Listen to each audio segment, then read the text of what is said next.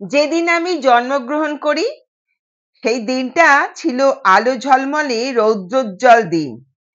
তাই দেখে মা নাম দিয়েছিল আলো, যাতে আমার জীবনে কোনো দিন অন্ধকার না নেমে আসে।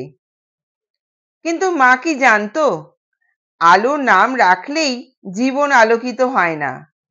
মা আমাকে ছেড়ে অনেক বছর আগেই চলে গেছেন। আজ আমি বিছানা থেকে উঠে দাঁড়াতেই পারছি না। মার আজ জানা হলো না যে তার দেওয়া আলো নামটার সার্থকতা আজ আর নেই। অর্ঘ্য নার্সিংহোমে আলোর সঙ্গে দেখা করতে এলো। যে কদিন আলো এখানে ভর্তি, রোজই একবার করে গোলাপ নিয়ে আসে।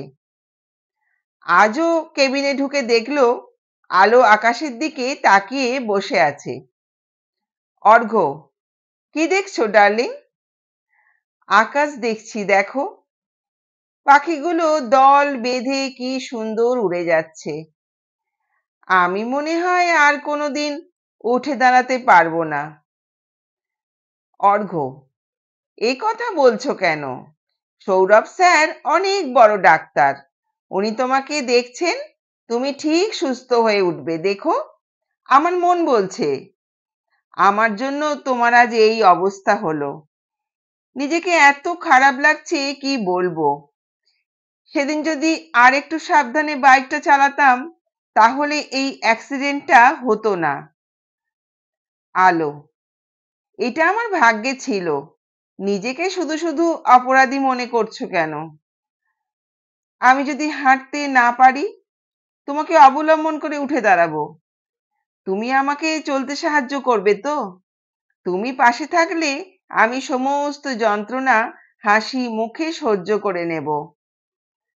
অর্ঘ্য, আমি সারা জীবন তোমার পাশে থাকবো। তুমি মনে জোর রাখো, ঈশ্বর আমাদের এত শাস্তি নিশ্চয়ই দেবেন না।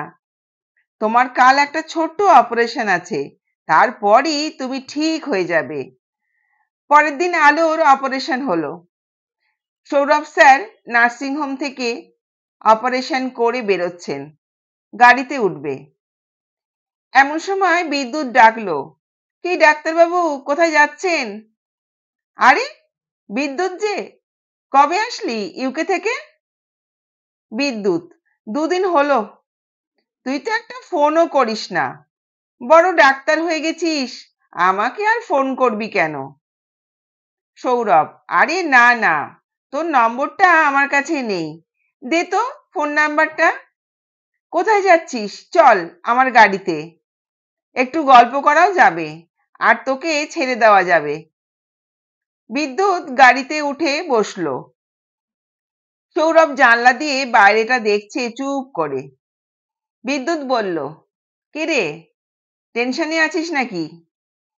সৌরভ, হ্যাঁ রে, আজ একটা অপারেশন করলাম একটা মেয়ের, কিন্তু খুব একটা সাকসেস হবে বলে মনে হচ্ছে না। জানিস তো, আমাদের এখানে এখনো অত উন্নত পরিকাঠামো নেই। কোনোভাবে বাইরে নিয়ে গিয়ে অপারেশনটা করলে মেয়েটা হাঁটতে পারতো। দেখা যাক ওপরওয়ালার কি করেন। বল, তোর খবর কি? বিদ্যুৎ, চলে যাচ্ছে, ভালোই আছি। এই দেখ, দেখতে দেখতে চলে এলাম, আমাকে নামিয়ে দে। ফোন করিস? তুই ডাক্তার মানুষ, আমি ফোন করলে তুই কখন কোন কাজে ব্যস্ত থাকবি বুঝতে পারবো না। আমি ফ্রি থাকি, ফোন করিস কেমন? অন্যদিকে অর্ঘ্য যখন ডাক্তারের সঙ্গে কথা বলে জানলো আলোর সুস্থ হওয়া বেশ কঠিন, তখন সে আস্তে আস্তে এই সম্পর্ক থেকে দূরে সরে যেতে শুরু করলো। আলো এখন তাদের সম্পর্কের মুহূর্তগুলো খুঁজতে থাকে। যেদিন সে অর্ঘ্যকে বলেছিল, অর্ঘ্য, আমি যদি মরে যাই তুমি আবার অন্য কাউকে ভালোবাসবে, তাই না? অর্ঘ্য হাত দিয়ে আমার মুখ চেপে ধরে বলেছিল, সেই দিনটা যেন আমাকে দেখতে না হয়, তার আগেই যেন আমি মরে যাই। তোমাকে ছেড়ে আমি এক মুহূর্তও থাকতে পারবো না। তাহলে অর্ঘ্যের সেদিনের কথাগুলো কি শুধু কথা ছিল?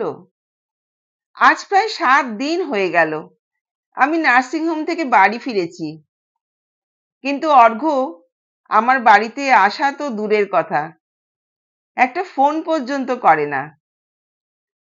অর্ঘ্যের এভাবে চলে যাওয়াটা আলো কিছুতেই মন থেকে মেনে নিতে পারছিল না, তাই সে সুস্থ হতেও পারছিল না।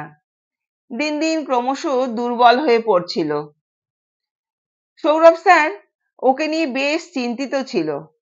এত সুন্দর মেয়েটা, ভগবান ওকে শারীরিক মানসিক দুই দিক দিয়ে এত কষ্ট দিচ্ছে। আলো যে মানসিকভাবে বিপর্যস্ত সেটা ডাক্তারবাবুর বুঝতে একটুও অসুবিধা হচ্ছিল না, কেননা আজকাল অর্ঘ্য আর আলোর খবর নিতেও আসে না। চিকিৎসার দিক থেকে কোনো অসুবিধা না থাকলেও অর্ঘ্যের সঙ্গে যোগাযোগ না থাকায় ও মানসিকভাবে এত দুর্বল হয়ে যাচ্ছে যে ওর সুস্থ হতে দেরি হচ্ছে।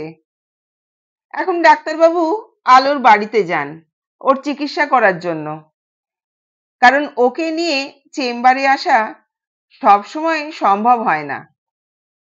সেদিনও সৌরভ আলোকে দেখতে বাড়ি থেকে বেরোচ্ছিলেন, হঠাৎ বিদ্যুৎ হাজির। কিরে, চেম্বারে যাচ্ছিস? সৌরভ: না রে, আলোকে দেখতে ওর বাড়ি যাচ্ছি। অপারেশনটা ঠিকঠাক হয়েছে, কিন্তু মেয়েটা মানসিকভাবে এত ভেঙে পড়েছে যে একটুও হাঁটবার চেষ্টা করছে না। বিদ্যুৎ: আমি যেতে পারি তোর সঙ্গে ওর বাড়ি, তোর অ্যাসিস্ট্যান্ট হয়ে যাব। সৌরভ: তোর কথা আমার মুখে শুনে শুনে আলো তোর সম্বন্ধে মোটামুটি একটা ছবিও এঁকে ফেলেছে, শুধু পরিচয় করে দিলেই হলো। বিদ্যুৎ: চল তাহলে, এবার তো আমাকে বিয়েটা সেরে ফেলতে হবে। যদি মনে ধরে তো তাহলে ভাবা যাবে। তুই তো বিয়ে করে 2 সন্তানের বাবা হয়ে গেলি, আমার কথা ভাব একটু। সৌরভ: চল চল, বলে দুজনে রওনা দিল। সৌরভ আলোর সাথে বিদ্যুতের পরিচয় করে দিল। সৌরভ: আলো, কেমন আছো? আলো: আছি মোটামুটি, চলে যাচ্ছে। বিদ্যুৎ: মোটামুটি কেন? আপনাকে তাড়াতাড়ি সুস্থ হয়ে উঠতে হবে, সামনে আমার বিয়ে। আলো: ও তাই, দিনক্ষণ পাত্রী সব ঠিক? নিমন্ত্রণ করতে এসেছেন তাহলে?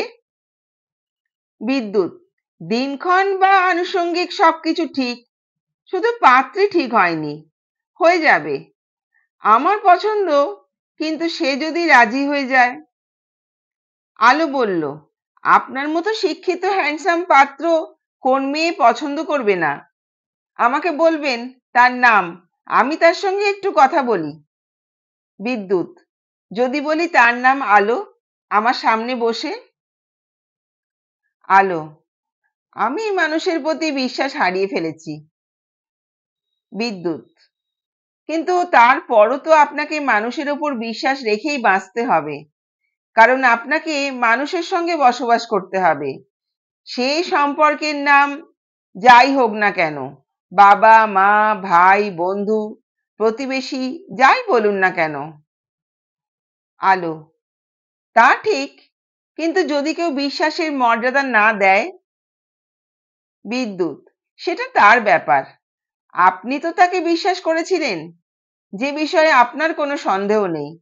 বিশ্বাসঘাতকতা সে আপনার সঙ্গে করেছে, সেখানে তো আপনার আত্মতৃপ্তি আছে। আলো: আমি অসুস্থ, শুধু শুধু আপনি হঠাৎ করে এই সিদ্ধান্ত নিচ্ছেন, পরে এই সিদ্ধান্ত আপনার জীবনকে দুর্বিষহ করে তুলবে। বিদ্যুৎ: জীবনে অনেক কিছুই হঠাৎ করে হয়, আর বিয়ে, সে তো ঈশ্বরের আগের থেকেই ঠিক করা থাকে। তবে আমি আর একটা কথা বলি, আজ থেকে আমি রোজ আপনাকে হাঁটাতে আসব।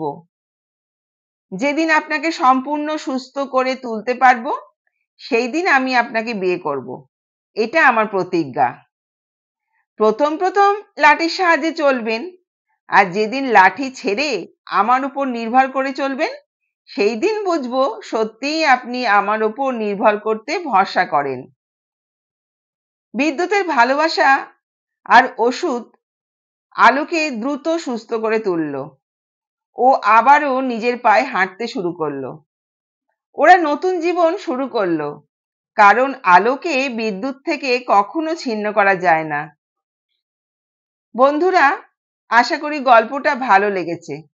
তাহলে একটা লাইক করো, আর এই ধরনের আরো গল্প শোনার জন্য আমার চ্যানেলটাকে সাবস্ক্রাইব করে পাশে থেকো। ধন্যবাদ।